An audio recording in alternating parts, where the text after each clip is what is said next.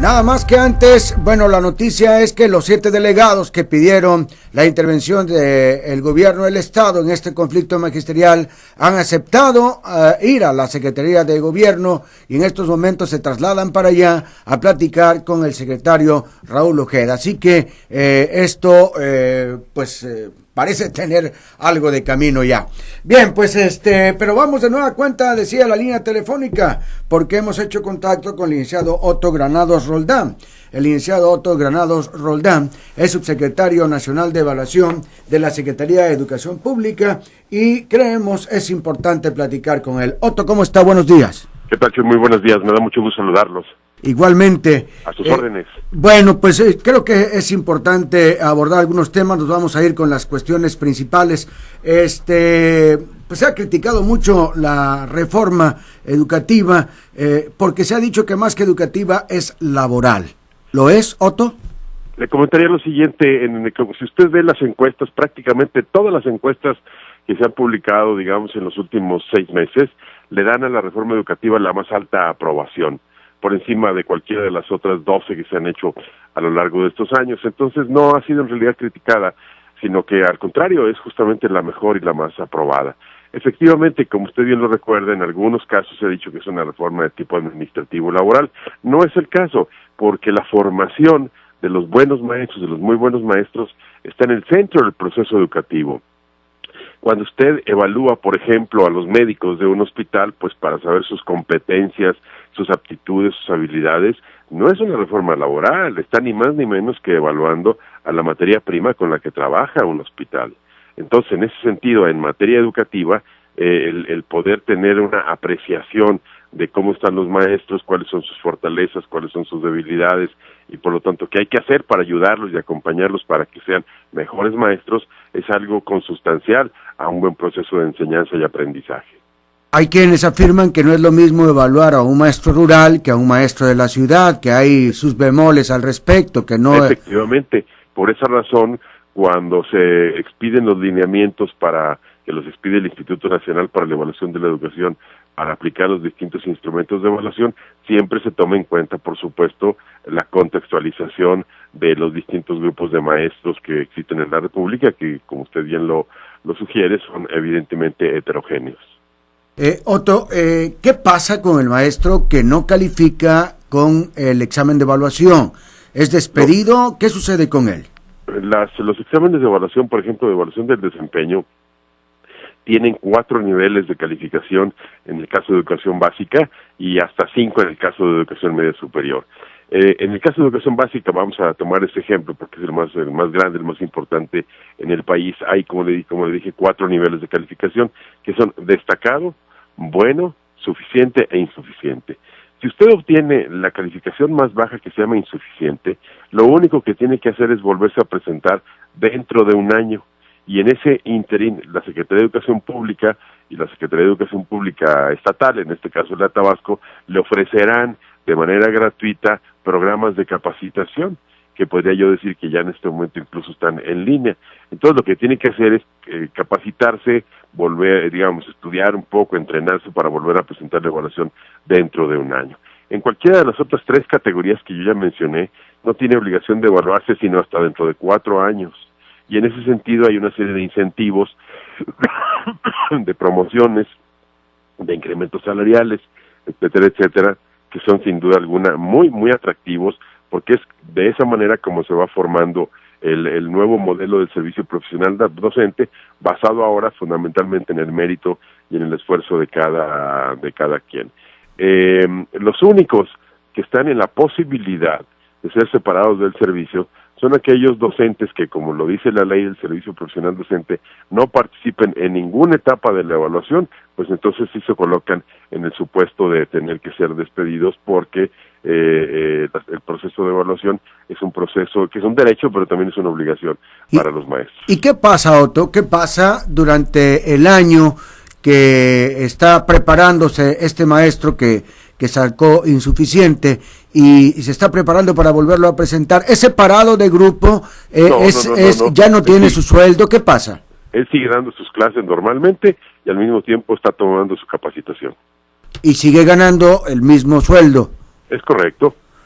sigue, o sea, todo sigue igual, vamos a decirlo de esa manera. Efectivamente, con las dos diferencias que ya mencioné, tiene que tomar sus programas de capacitación y volverse a presentar exactamente un año después a la nueva evaluación, a su segunda evaluación. Sí. Ahora, los que no presenten examen, los que no digan yo no voy a presentarme, yo no voy a ir a esto, ¿esos sí son separados inmediatamente o qué pasa? Es correcto, hay un procedimiento que establece la ley mediante el cual se les hace la notificación correspondiente y se le dice, oiga, usted no participó en ninguna de las etapas de que se compone la evaluación, que son 4, y por lo tanto está situado en la hipótesis del artículo 75 y 76 de la ley, que dice que si no participan en ninguna de estas, pues son separados del servicio. Una vez que se les notifica, pues hay un procedimiento jurídico laboral para ejecutar esa suspensión. Para los maestros que me escuchan, para los padres de familia que me escuchan, para los alumnos que también están escuchando, ¿dónde pueden conseguir el texto de esto que usted me está diciendo? O sea, verlo en papel, verlo objetiva y gráficamente para que no sea algo que me dijo el subsecretario de evaluación o que me dijo tal maestro o que me dijo tal, sino yo consultarlo para tener certeza dónde está escrito esto, dónde lo puedo consultar. La Ley General del Servicio Profesional Docente, que entró en vigor desde septiembre del año 2013. La pueden consultar en la página www.servicioprofesionaldocente.gov.mx. Tienen que entrar ahí a esta página forzosamente. Efectivamente, ahí en esa página está en la parte de arriba, en las pestañitas de arriba, hacia la derecha hay una que dice normatividad, y ahí pueden encontrar toda la legislación aplicable. Ahora, los padres de familia que apoyan a los maestros sostienen que la reforma es privatizadora de la educación, que todo lo van a cobrar, además, incluyendo libros de texto, mantenimiento de escuela, conserje, etcétera. ¿Puede citar también, esto está escrito también que no será así? Porque no bastan las palabras, como decía hace un momento. Hemos escuchado esos rumores que por fortuna hemos desmentido de manera categórica, porque la educación pública seguirá siendo pública, laica y gratuita. Así lo dice sencillamente la Constitución General de la República. Los libros de texto se llaman libros de texto gratuitos, y efectivamente así seguirán siendo. La propia comisión que los hace se llama Comisión Nacional de Libros de Texto Gratuitos. De hecho, los libros estarán ya por llegar en las próximas semanas a todas las escuelas de Tabasco, y por supuesto todo el mantenimiento de las escuelas, los gastos de luz, de agua, en fin, ese tipo de cosas seguirán siendo sufragados por el gobierno federal y sobre todo por el gobierno del estado, que es el que tiene bajo su administración las escuelas en los niveles de educación básica, media superior y normal. Así que es simplemente una pequeña campaña de rumores que se hacen generalmente para desorientar a los padres de familia y para manipularlos, pues para participar en algunos de estos movimientos que se han visto en algunas partes de la República. Sin embargo, Otto, fíjese que por lo regular se pide una cooperación con el calificativo o el tema de voluntaria para que como inscripción y algunos la ponen así como inscripción, pero voluntaria, y otros la ponen simplemente operación voluntaria para mantenimiento, y esto se trata de que alguien limpie los baños, que bueno, son cosa especial. Aquí usted sabe que en Tabasco el monte crece muy rápido, a veces hay pastito, pero a veces el pastito se mezcla con la mala hierba y se montan, así decimos, los jardines, y entonces hay que ver que alguien se avienta algunos jornales para limpiarlo correctamente. Las escuelas se deterioran y hay que pintarlas, etcétera. Entonces vienen estas cooperaciones que son voluntarias, pero que en muchas ocasiones marginan a algunos niños porque los papás no quieren o no pueden pagarlas. Efectivamente, a ver, le diría lo siguiente, las cuotas obligatorias están prohibidas en las escuelas. Nadie tiene la obligación de aportar un solo centavo a las escuelas, y así lo establece la Ley de Educación. Ahora bien, Si de manera voluntaria, como usted bien lo recuerda, si de manera voluntaria un padre de familia o unos padres de familia quieren aportar una cooperación a la escuela, pues por ejemplo, por eso que usted dice pintar la barda o arreglar el jardín, lo pueden hacer, no hay ningún impedimento para ello, siempre y cuando sea de carácter voluntario. Tampoco es malo que eso ocurra. En prácticamente todo el mundo y en México mismo, lo que nosotros hemos advertido, que en la medida en que los padres de familia se involucran más con el funcionamiento de las escuelas donde están sus hijos, es mejor. Se crea un sentido de comunidad escolar y un sentido de mayor involucramiento y compromiso, tanto de la escuela para con los padres de familia, como de los padres de familia para con la escuela. Así que, le repito, las cuotas obligatorias están prohibidas, así lo dice la ley, pero si un padre de familia quiere de manera voluntaria aportarlas, lo puede hacer.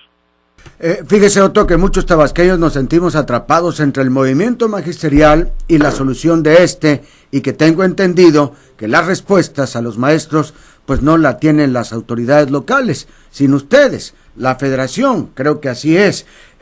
Pero, sin embargo, si el problema es con el gobierno federal, pareciera que han dejado solo al gobierno del estado, que han dejado solo a Tabasco con estas manifestaciones y bloqueos que están causando problemas en el estado.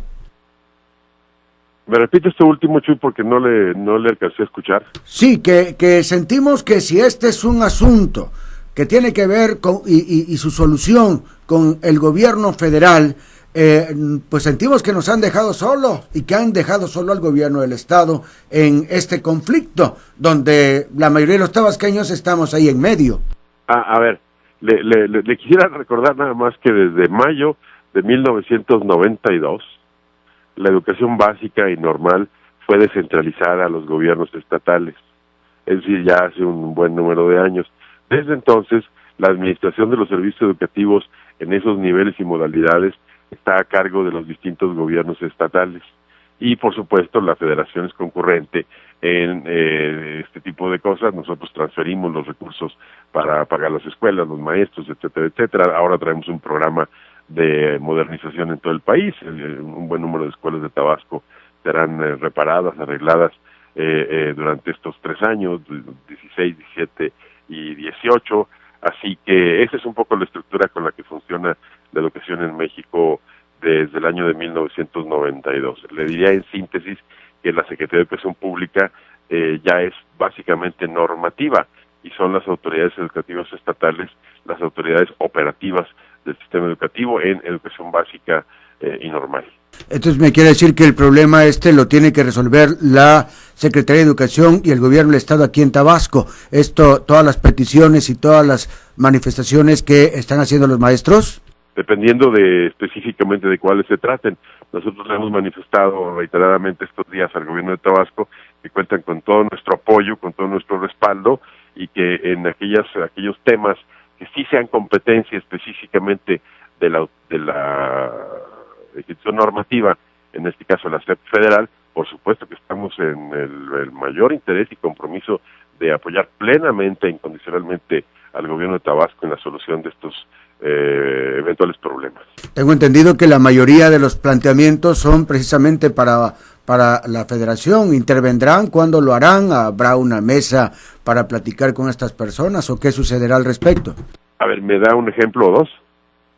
Lo que le acabo de mencionar son las peticiones de Usted dijo que tenía entendido que la mayoría de las peticiones son para el gobierno federal. ¿Me puede dar un ejemplo de esas peticiones? Sí, lo que le planteé al principio, lo que le hablé al principio, sobre la reforma laboral, sobre la privatización de la educación, sobre los libros de texto. Es un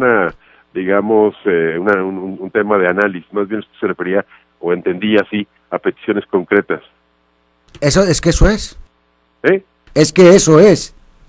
Eso ya se lo expliqué. No sé sí, me lo ha explicado a mí. Ejemplos de peticiones concretas, como usted dice. Me lo ha explicado y a mí y a quienes escuchan, pero el bloqueo sigue y la manifestación sigue. A eso es a lo que me refiero. El gobierno federal enviará a alguien, habrá alguna mesa al respecto, o será responsabilidad total del gobierno del estado resolver esto. Nosotros estaremos muy atentos a lo que nos comenta el gobierno del estado en ese sentido, y aquello, como le digo, que sea de competencia de carácter federal, nosotros en la mejor disposición de apoyar en ese sentido. La carretera es federal, donde está el bloqueo, tampoco corresponde... Eso es, como usted creo que sabe, esa es una parte que no está en las atribuciones de la Secretaría de Educación Pública. Bien, ¿alguna cosa que quiera agregar, Otto? Nada más, le agradezco mucho su atención.